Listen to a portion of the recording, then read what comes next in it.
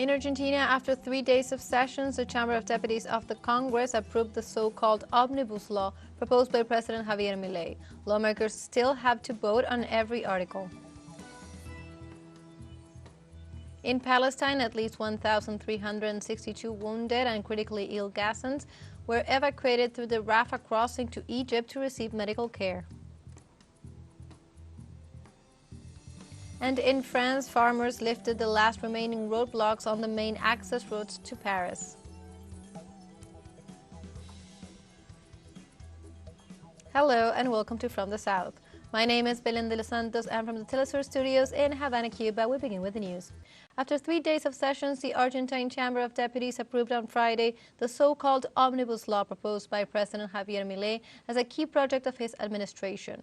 The bill passed with 144 votes in favor and 109 against, amid ongoing protests outside the Congress and multiple objections presented by the opposition. This is only the first instance in which the bill is approved as a whole. However, the Congress will have to resume debate on Tuesday to vote on every specific article, and the ruling party hasn't still reached the necessary consensus on all its key points. The bill establishes a public emergency, a reform of the state, and the privatization of several public enterprises. The approved bill, which became known as the Omnibus Bill for its extension, has already been heavily modified from its original version, given the rejection of even sectors of the friendliest opposition.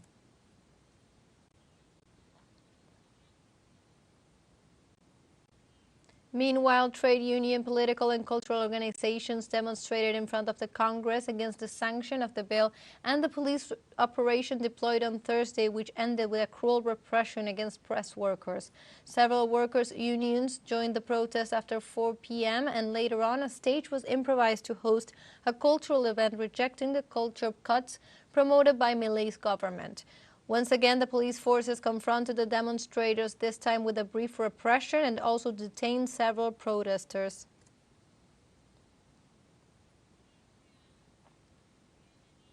On Friday, Vice President Delcy Rodriguez participated in the debate on the plan for the recovery and transformation of Venezuela, known as the 7 Lines of Transformation. In this sense, the Venezuelan Vice President highlighted that this strategic plan proposed by President Nicolás Maduro was designed to consolidate the social model of inclusion and justice of Commander Hugo Chávez, who 25 years ago removed the elites from the political power. In the meantime, Rodriguez emphasized they celebrate 25 years of the arrival of the Bolivarian project by the hand of Commander Chávez. For her part, the Vice President also highlighted that in spite of the unilateral and illegal coercive measures against her nation and the constant imperial aggressions during this period, a solid system of great social missions has been built to protect the people in all circumstances and to guarantee them the greatest happiness and well-being.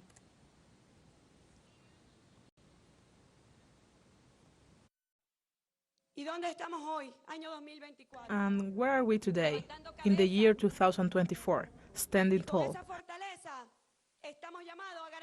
And with that strength that are called to guarantee the future, in full independence has Commander Chávez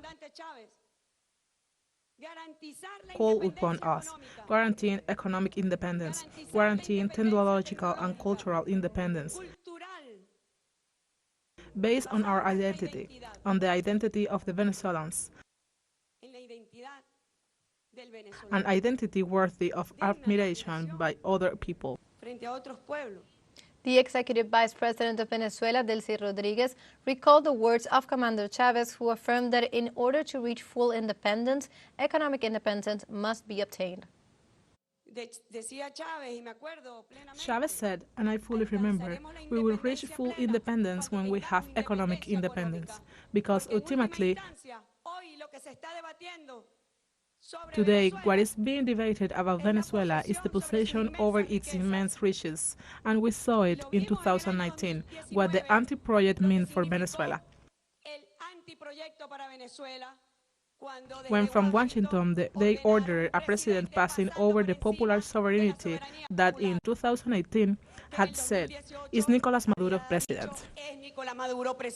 In this context, Rodriguez also pointed out that after 25 years, the Bolivarian social model has borne fruit, mainly with the systems of missions for the protection of the Venezuelan people.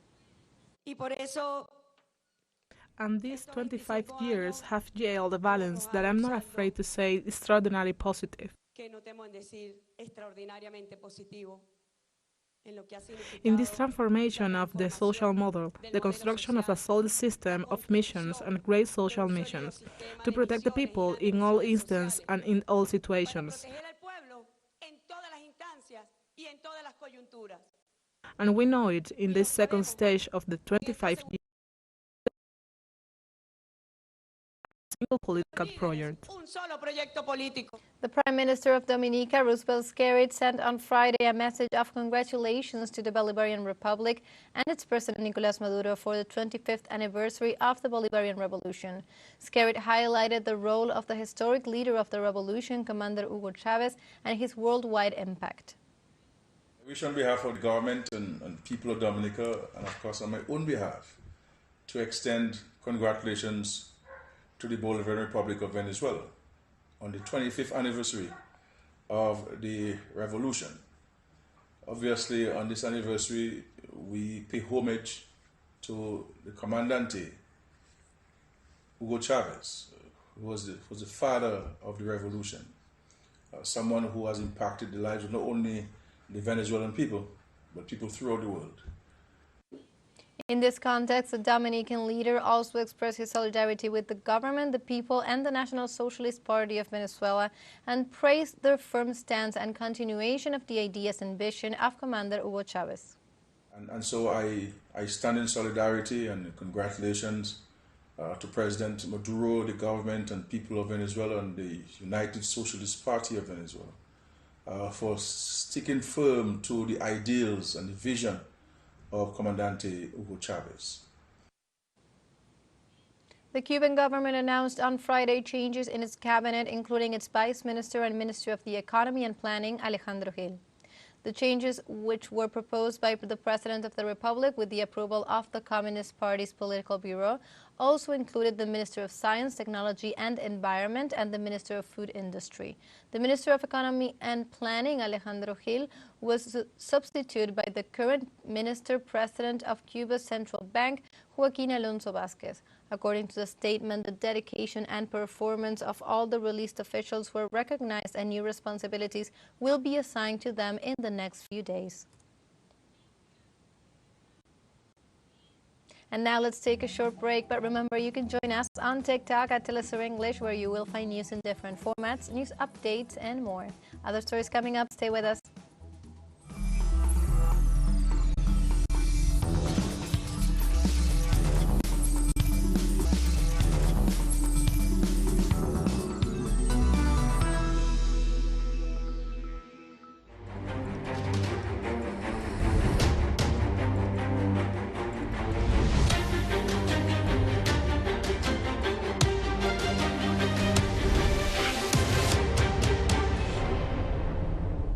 Welcome back to From the South. In Palestine, at least 1,362 wounded and critically ill Gazati were evacuated through the Rafah crossing to Egypt to receive medical care. The information was released by the General Authority of Crossings and Borders of Gaza, led by Hamas, who announced that foreign citizens would leave the Gaza Strip through the Rafah crossing. Likewise, the departure of foreign citizens living in Gaza occurs because of the constant shelling by the Israeli occupation army, while the authorities indicated that they suffered a lot in their arrival at the Rafah crossing due to Israeli siege. In this context, since the beginning of the conflict, the Palestinian Ministry of Health reported that more than 27,131 Palestinians have been killed by the Israeli occupation army and more than 66,287 have been injured. Also, 3 civilians were killed and 3 others were injured on Friday as Israeli occupation forces opened fire on the building of the Palestinian Khan Yunis south of the Gaza Strip. The Palestinian institution confirmed the casualties and reported that Israeli snipers continue to fire at the building, which shelters thousands of displaced individuals. The Red Crescent emphasized that its teams are unable to transfer the wounded to the nearby Al-Amal hospital due to the constant Israeli gunfire. Earlier, the society had reported injuries among displaced individuals at Al-Amal hospital in Khan Yunis as the roof collapsed on them amid the continuous Israeli bombardment and gunfire in the vicinity of the hospital.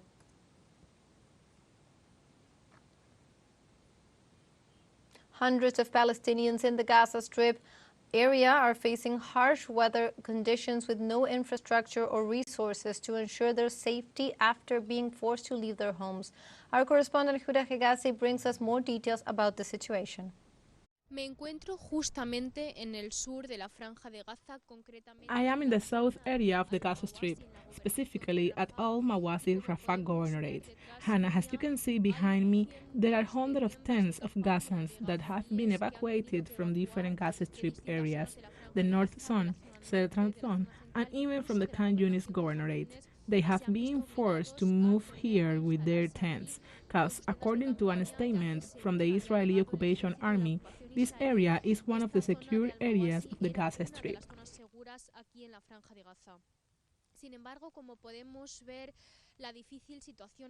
However, as we can see, the difficult weather conditions, the rain, low temperatures, and storms have forced the Gazans into a very harsh situation. Even as we can also see, there some tents have been covered with some plastic to stop the path of the weather through the inside. Last night, one of the most difficult ones, because since yesterday the rain has not stopped for a single minute here on the Gaza Strip.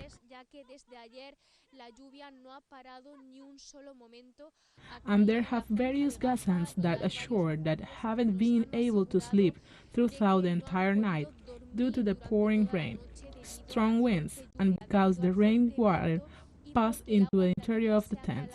Some of them even assured that a few of the tents fell because of the winds and storms. And they found themselves with a shelter to protect them from the cold and rain. Now, we proceed to enter into one of the tents and to speak with the family living here to hear about how they spent the night with this cold and rain, and how were they dealing with this situation.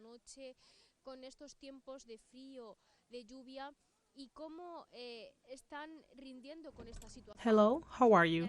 I wish you to tell me about the difficulties that you are facing here, especially about the rain last night. It was pouring. There were torrential winds and it snowed the entire night. We couldn't sleep. There are some tents with a better condition, but there are many living under plastic tents, so the people need to be constantly taking the water away. The mattress, even were soaking wet. Look, there is not enough resources for a normal life. It is pure suffering. It is not a life for a normal person. What can we do then? We're leaning on God, our only support now. I am not in a good health condition. Since we arrived, my chest hurts and I spend the night coughing. If we're going to the bathroom, for example, the strong wind hits us and the cough starts, for children and adults as well. Children here are crying all the time because of the rain. We can listen them crying over the cold from the other tents. God will provide.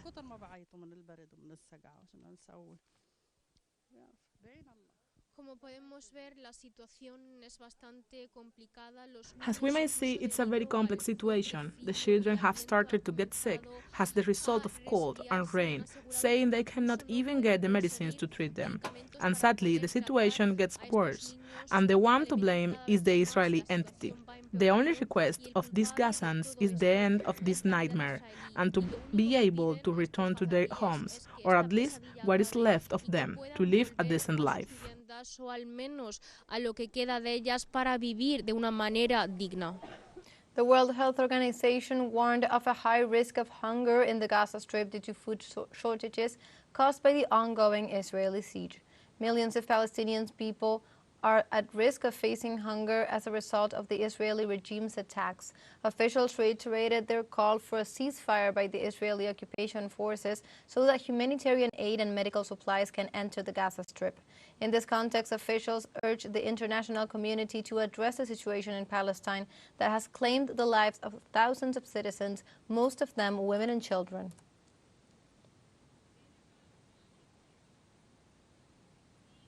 And we have a second short break coming up, but before we invite you to join our WhatsApp community for our English-speaking audience. You can scan the QR code on screen to join directly and share the link to reach more people. Constant news coverage of Latin America and the Caribbean, as well as the rest of the world. Stay connected and informed with teleSUR. Final short break. Don't go away. Welcome back to From the South. In France, farmers lifted the last remaining roadblocks on the main access roads to Paris on Friday, a day after the Prime Minister introduced new measures aimed at protecting their livelihoods. French farmers were gradually lifting their roadblocks around Paris and elsewhere in the country, a day after the French government offered over 436 million euros in various measures meant to answer their grievances over low earnings, heavy regulation, and unfair competition from abroad. On major highways around the French capital, protesters took down tents, cleaned up the roads, and set fire to straw bales that they were using as barricades. Convoys of tractors were leaving the sites in a peacefully and orderly manner amid a large police deployment meant to ensure the security of operations.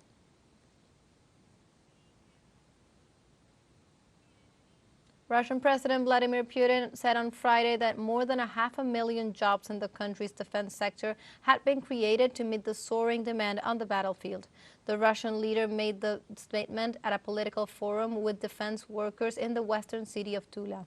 Putin stressed that in order to be successful on the battlefield, it was necessary to react quickly and adequately to what was happening there, and sentenced that whoever does it all faster wins. In other parts of his comment, the Russian president said that all the nation's defense industries companies are associated with high technology manufacturing.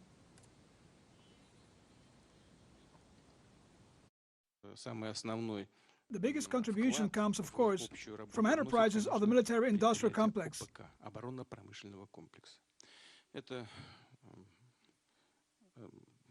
This is a large part of our industry, a huge army of people who work in this area.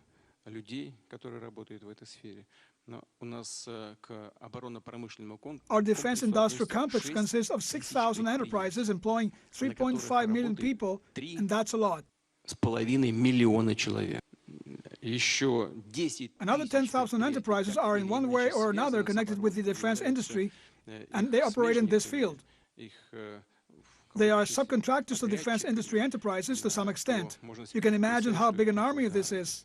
In the last 18 months alone, 520,000 new jobs have been created in the defense industry, more than 500,000 new jobs.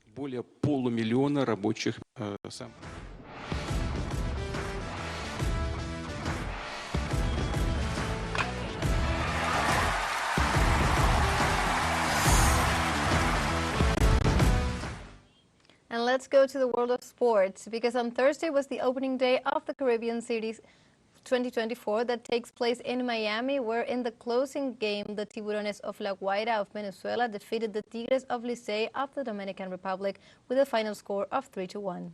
At Landepont Park, home of the Major League Baseball team, the Miami Marlins, the Venezuelan team dominated with good pitching by Cuban right-hand pitcher Miguel Romero. The first Venezuelan run came from Luis Torres' RBI single to right field to put Venezuela up on the scoreboard. Later, in the top of the sixth, Ramon Flores singled to center field to drive home plate to Wilson Romes for the second Venezuelan run. Later, in the top of the ninth, another Cuban, this time a former MLB star Yasiel Puig, hit a solo home run to left field to extend the lead to 3-1. It is worth to recall that the Tiburones of La Guaira's last appearance in the Caribbean Series was in 1986.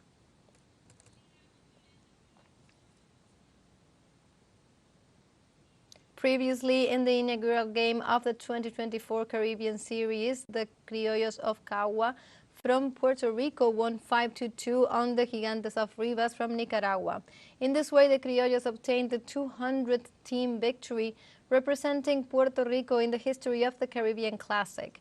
In this context, after Nicaragua dominated the first innings of the game, the Criollos took the lead in the sixth thanks to a Jack Lopez triple. In this way, the future Hall of Fame and former player of the MLB, Yadier Molina, celebrated his first victory as manager in a Caribbean tournament.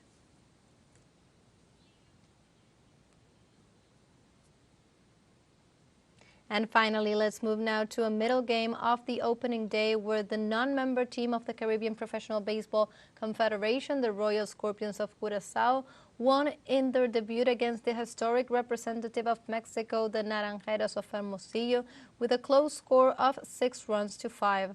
In the second inning, Mexico scored 2 runs thanks to back-to-back home runs of Aaron Alter and Julian Ornelas. Then in the 6th, Curaçao answered with another back-to-back homers by Jonathan Schoop and Ademar Rifalea to take the lead 5-2. Finally, the former Japanese League star Vladimir Valentien hit another home run to give his team the winning run.